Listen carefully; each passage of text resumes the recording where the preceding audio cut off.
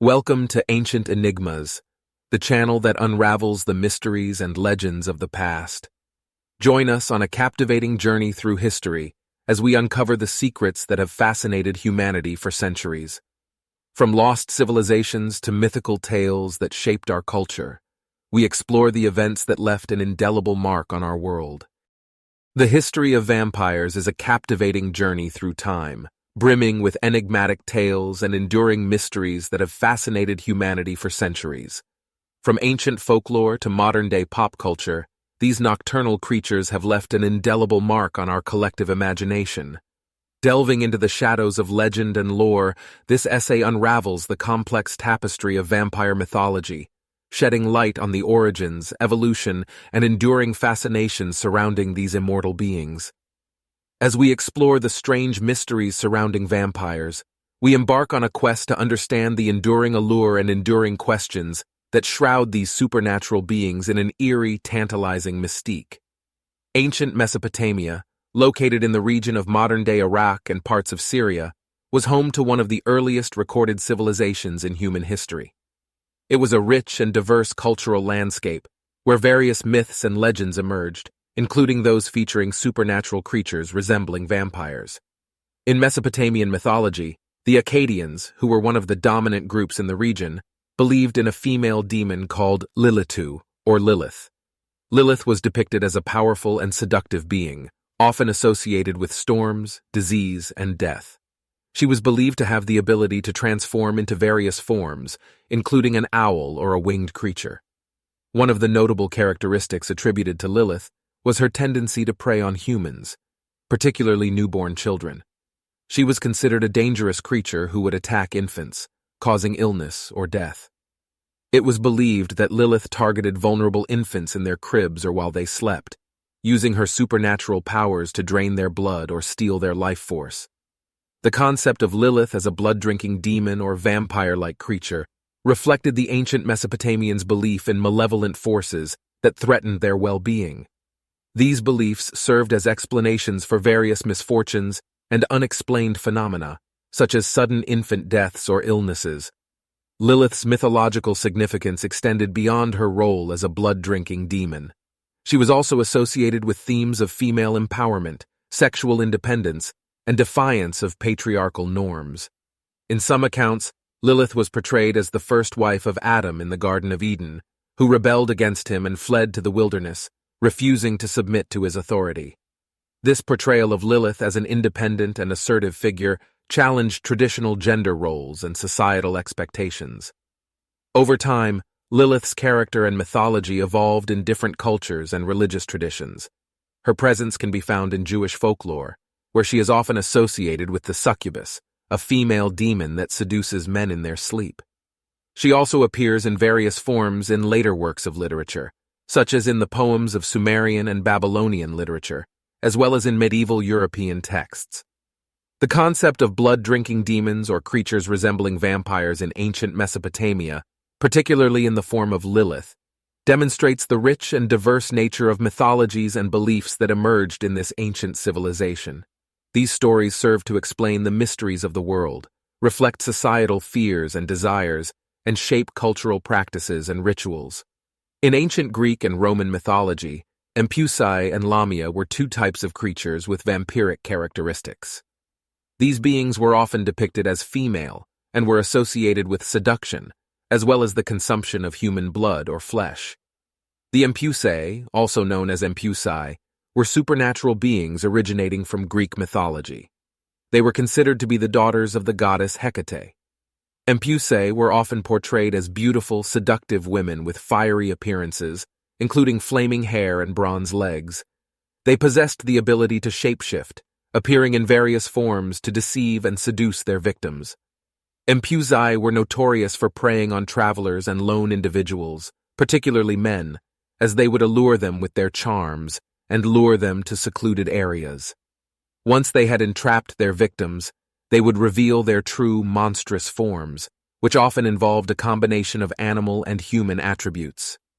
In some accounts, Empusae were depicted with one leg made of donkey's or goat's leg, while in others, they possessed a bronze leg and a leg of ash. These creatures primarily fed on the blood and flesh of their victims, draining them of their life force. They were believed to be nocturnal beings, mostly active during the dark hours of the night.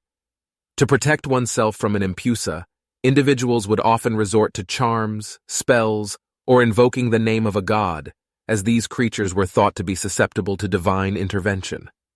On the other hand, the Lamia, also originating from Greek mythology, was another vampiric creature with a seductive nature.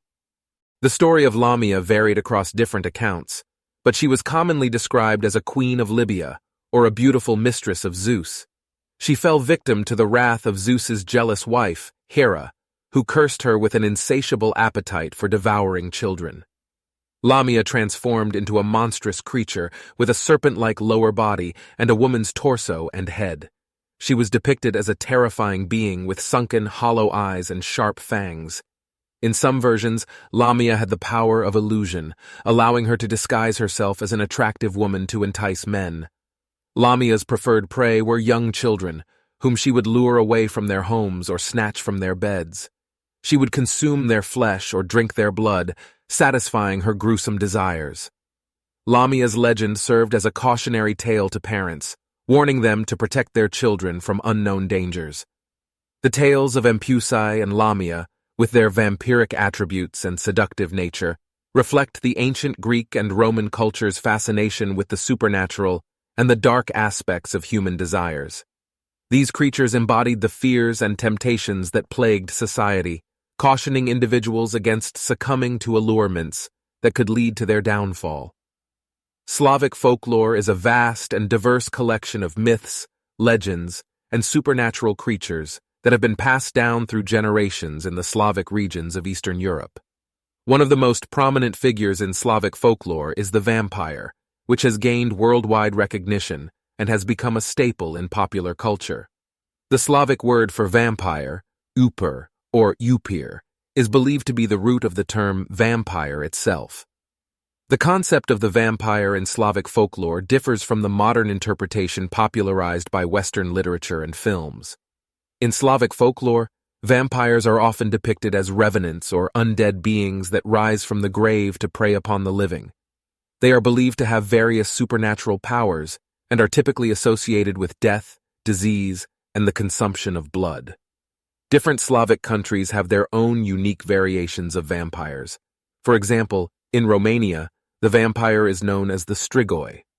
Strigoi are believed to be the spirits of the dead who have returned to the living world. They can take on different forms, such as a human, an animal, or even an inanimate object. Strigoi are often associated with dark magic and are feared for their ability to drain the life force of their victims. In Greece, the vampire is referred to as the vrikolakas. The vrikolakas is considered to be a person who has been excommunicated by the Greek Orthodox Church or has died under unusual circumstances. They are believed to rise from the grave as undead creatures and roam the night, preying on the living. The vrikolakas is often depicted as a decomposed and monstrous figure, driven by a never-ending hunger for human flesh and blood. These are just a couple of examples of vampires in Slavic folklore, but there are many more variations across the Slavic regions, each with their own unique characteristics and stories. Vampires in Slavic folklore are often seen as malevolent and dangerous creatures, and various rituals, superstitions, and protective measures have been developed to ward them off. The Balkan region, located in southeastern Europe, indeed has a rich history of vampire folklore. The concept of vampires, supernatural creatures that feed on the blood of the living, has been deeply ingrained in the folklore and mythology of various Balkan countries, including Serbia and Bulgaria. One of the most famous vampire legends associated with the Balkans is that of Count Dracula. However, it's important to note that Count Dracula, as portrayed in Bram Stoker's novel Dracula, was largely inspired by the real-life historical figure Vlad the Impaler, who ruled the region of Wallachia, now part of modern-day Romania, in the 15th century. Vlad the Impaler, also known as Vlad III or Vlad Dracula, gained a reputation for his brutal and ruthless methods of ruling. He was infamous for impaling his enemies on long spikes, which is where he earned the name the Impaler. While Vlad the Impaler was not a vampire in the supernatural sense, his cruelty and the gruesome nature of his actions became the basis for the characterization of Count Dracula in Bram Stoker's novel. The novel Dracula, published in 1897, popularized the vampire legend and established the image of the charismatic, aristocratic vampire that has since become iconic. Although Stoker's Dracula was set primarily in Transylvania, which is a region of present-day Romania, the broader Balkan region has contributed to vampire mythology with its own folklore and legends. In Balkan vampire folklore, vampires are often depicted as undead creatures who rise from their graves at night to prey on the living. They are believed to possess various supernatural powers and vulnerabilities, such as being repelled by garlic or harmed by sunlight and holy symbols. Folk remedies and rituals have also developed to protect against or ward off vampires, including the use of garlic, crucifixes, or driving a stake through the vampire's heart. The vampire folklore of the Balkans reflects the region's history, cultural beliefs, and superstitions. It has inspired numerous stories, books, films, and other forms of popular culture, making the vampire an enduring and captivating figure in global mythology. The European vampire hysteria of the 18th and 19th centuries refers to a period when beliefs in vampires and vampire-related phenomena were prevalent across Europe, with a particular focus on Eastern Europe. It was a time when vampire legends and superstitions reached their peak, leading to various practices and rituals aimed at dealing with these supernatural creatures. Vampires, as understood in folklore, were believed to be reanimated corpses that fed on the blood of the living. The fear of vampires was deeply ingrained in the cultural and religious beliefs of many European societies. It was believed that vampires could rise from the dead due to various circumstances, such as improper burial rites, suicide, being a witch, or being cursed. During this period, communities in Eastern Europe were especially affected by vampire hysteria. The Balkan region, including areas such as Serbia, Croatia, and Romania, was known for its rich vampire folklore. The vampire legends of these regions served as inspiration for many of the vampire tropes we are familiar with today. Arnold Powell, a Serbian peasant, is one of the most famous examples associated with the vampire hysteria of that time. In the early 18th century, Powell claimed to have been attacked by a vampire in his village. Shortly after, he died under mysterious circumstances. After his death, people in the village began reporting sightings of Powell, claiming that he was returning as a vampire. In response to these reports, the villagers exhumed Powell's body, which showed no signs of decomposition. They interpreted this as evidence of vampirism and performed the traditional vampire-slaying rituals, such as staking the body. The case of Arnold Powell gained widespread attention and contributed to the fear and belief in vampires throughout Europe. It fueled the vampire hysteria, with numerous similar accounts emerging in different regions. The fear of vampires became so widespread that it led to a variety of practices to prevent or eliminate vampire attacks. These included placing garlic or crosses near graves, decapitating suspected vampires, staking corpses, burning them, or even scattering their ashes. The vampire hysteria gradually declined in the 19th century with the spread of scientific knowledge and rational thinking. The emergence of Gothic literature, most notably Bram Stoker's novel Dracula, published in 1897, shifted the focus of vampires from folklore to popular fiction. However, the vampire legends and stories from that time continue to fascinate and inspire popular culture to this day, with vampires being a recurring theme in books, movies, and other forms of entertainment. Eastern European folklore is rich with mythical creatures and legends, and one of the most prominent figures in this folklore is the vampire. While the vampire is often associated with the Balkan region, particularly Romania, it is important to note that vampire folklore extends beyond this area and encompasses several other Eastern European countries as well. Hungary, for instance, has its own vampire lore. In Hungarian folklore, vampires are known as vampirok or vampirok. According to the legends, these vampires were believed to be undead beings who returned from the grave to prey on the living. Hungarian vampire folklore often involved stories of individuals who died in unfortunate circumstances or were born with specific physical characteristics, such as a red beard or a tail, which were believed to be signs of vampirism. Similarly, Poland has its own vampire beliefs deeply rooted in its folklore. In Polish folklore, vampires are called wampiry. Polish vampire legends often revolve around revenants, which were believed to be deceased individuals who returned from the grave to torment the living. These vampires were associated with a variety of supernatural powers, such as shape-shifting, telekinesis, and mind control. In some Polish vampire stories, vampires were said to be the souls of unbaptized children or people who died in unusual circumstances. Russia also has its own vampire traditions, although they may be less prevalent compared to other Eastern European countries. In Russian folklore, vampires are known as upir or upir. Russian vampire legends often depict these creatures as malevolent beings that prey on the living by draining their life force. Russian vampire folklore often incorporates elements of Slavic mythology and superstitions. The methods of protection against vampires in Russia may involve using garlic, crucifixes, or placing objects, such as stones or coins, on the deceased person's body to prevent them from becoming vampires. It's worth noting that while Eastern European vampire folklore shares common themes, each culture has its distinct variations and beliefs. The vampire legends and rituals found in these countries are shaped by their unique historical, cultural, and religious backgrounds. Despite the variations, the concept of the vampire as an undead creature that feeds on the blood or life force of the living remains a common thread throughout Eastern European folklore. Vampiric phenomena and strange cases have long fascinated and intrigued people throughout history.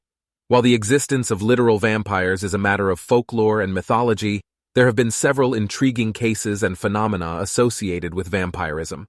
Let's explore a few of them. The Mercy Brown vampire incident is a notable case that took place in the late 19th century in Exeter, Rhode Island. During that time, tuberculosis, also known as consumption, was a widespread and mysterious disease, causing fear and confusion among the population. The Brown family, consisting of George Brown, his wife Mary, and their two daughters, Mary Olive and Mercy, lived in Exeter. Tragically, Mary Olive and Mercy both fell victim to tuberculosis and died in 1883 and 1892, respectively. Soon after their deaths, George Brown's son, Edwin, also contracted tuberculosis. In the midst of this devastating outbreak, local folklore and superstition began to intertwine with the community's attempts to understand and combat the disease. According to vampire folklore, it was believed that if a family member died from tuberculosis and others continued to fall ill, it could be an indication that the deceased had returned as a vampire, feeding off the life force of their relatives. In the case of Mercy Brown, the rumors spread that she had become a vampire and was responsible for Edwin's declining health. The townspeople, desperate for a solution to the outbreak, turned to the idea of exhuming Mercy's body to perform a ritual known as a vampire slaying.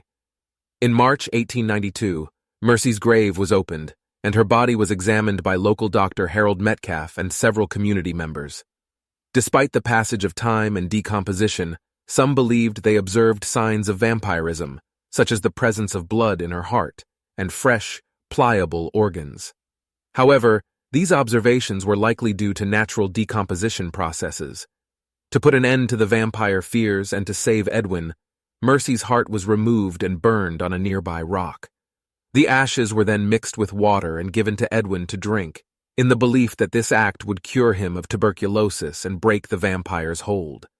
Tragically, the vampire slaying ritual did not save Edwin, and he passed away 2 months later. The incident gained some attention in the local and regional press, highlighting the impact of superstition and folklore on the lives of the people in Exeter during that time. The Mercy Brown vampire incident is often cited as an example of the intersection between medical ignorance, superstition, and the social and psychological impacts of disease outbreaks. Today, it serves as a notable case study in the history of vampire folklore and the cultural responses to tuberculosis in the late 19th century United States. Clinical vampirism, also known as Renfield syndrome or Renfield syndrome, is a psychological condition characterized by a persistent and compelling desire to drink blood. It is an extremely rare phenomenon and should not be confused with fictional vampirism portrayed in literature, movies, and folklore. The term Renfield's syndrome is derived from the character R.M. Renfield in Bram Stoker's novel Dracula. Renfield was a patient in a mental asylum who consumed insects and animals in an attempt to obtain their life force. Clinical vampirism shares similarities with this fictional character's behavior. People with clinical vampirism typically experience intense fantasies and desires related to blood and the act of drinking it. Some individuals may engage in self-injurious behaviors to obtain blood, while others may seek out willing donors. The blood-drinking behavior can vary from small amounts of blood to significant quantities, and it may be combined with other paraphilic or sadistic behaviors. The exact causes of clinical vampirism are not well understood. However, it is often associated with underlying mental health conditions, such as psychotic disorders, personality disorders, and sexual disorders. Some researchers propose that the behavior may be linked to childhood trauma, unresolved psychological issues, or a fascination with the power and symbolism associated with blood. It is important to note that clinical vampirism is a rare condition and does not represent the behavior or desires of the general population. It is considered a paraphilic disorder, which means it falls outside of the normative sexual and behavioral patterns. Treatment for clinical vampirism usually involves a combination of psychotherapy, medication, and addressing any underlying mental health conditions. Psychotherapy can help individuals explore the underlying factors contributing to their blood-drinking behaviors and develop healthier coping mechanisms. Medications may be prescribed to manage associated symptoms, such as obsessive-compulsive tendencies or mood disorders. Due to its rarity, there is limited scientific research and literature on clinical vampirism. Most of the knowledge available comes from case reports and anecdotal evidence. It is crucial to approach the topic with sensitivity and to seek information from credible sources when trying to understand this psychological condition. The Highgate vampire incident refers to a series of reports and alleged sightings of a vampire in Highgate Cemetery in London during the 1970s. The case gained considerable attention and became one of the most well-known vampire-related incidents in recent history. Highgate Cemetery is a famous Victorian burial ground located in North London. It has a reputation for being atmospheric and eerie, making it a popular destination for ghost hunters and paranormal enthusiasts. The vampire sightings added an extra layer of intrigue to the already mysterious aura of the cemetery. The reports of the Highgate vampire originated from individuals who claimed to have encountered a tall, dark figure with glowing eyes and supernatural abilities within the cemetery. Witnesses described the entity as having a menacing presence and often associated it with the archetype of a vampire. Some even claimed to have been physically attacked or felt drained of energy after their encounters. The media coverage of the Highgate vampire case was extensive, leading to sensationalist headlines and further fueling public interest. It attracted vampire enthusiasts, ghost hunters, and curious onlookers who flocked to the cemetery in search of the mysterious creature. These vampire hunting expeditions involved individuals exploring the cemetery at night, armed with various tools and protective items such as crucifixes and wooden stakes. Amidst the growing frenzy, two prominent figures emerged as central figures in the investigation of the Highgate vampire. David Farrant and Sean Manchester, both self-proclaimed occultists, engaged in a public rivalry over their differing approaches to dealing with the alleged vampire. Farrant advocated a more cautious and investigative approach, while Manchester took a more aggressive stance, claiming to have exorcised and staked the vampire. The dispute between Farrant and Manchester added another layer of controversy and sensationalism to the case. Their public clashes, which sometimes involved legal battles and media interviews, further fueled the public's fascination with the Highgate vampire. While the Highgate vampire case attracted substantial attention and captured the imagination of many, it is important to note that the existence of the vampire itself remains unsubstantiated. Skeptics argue that the sightings could be attributed to various factors, including misperceptions, hoaxes, and the power of suggestion. The vampire hysteria eventually subsided, and the case faded from the headlines as time passed. Today, the Highgate vampire incident is often seen as a product of its time, an intriguing urban legend that captivated the public's imagination during the 1970s. It remains a notable chapter in modern vampire lore and continues to be discussed and debated by those interested in paranormal and supernatural phenomena. In conclusion, the history of vampires is a fascinating subject, intertwined with countless strange mysteries that have captivated the human imagination for centuries. From the ancient folklore of blood-sucking creatures to the modern-day portrayal in literature and cinema, vampires have evolved and adapted to reflect the fears, desires, and anxieties of different eras. The allure of these supernatural beings lies not only in their supernatural abilities, but also in the symbolic representations they embody. Vampires are a mirror through which we explore our own mortality, desires, and fears of the unknown. Despite the countless variations and interpretations, the enduring appeal of vampires remains an enigmatic and enduring phenomenon, leaving us with an eternal fascination with these nocturnal creatures of the night. As our understanding of the world expands and new mysteries emerge, the enigma of vampires continues to provoke curiosity, intrigue, and a sense of wonder. Thank you for joining us on this fascinating exploration of ancient enigmas.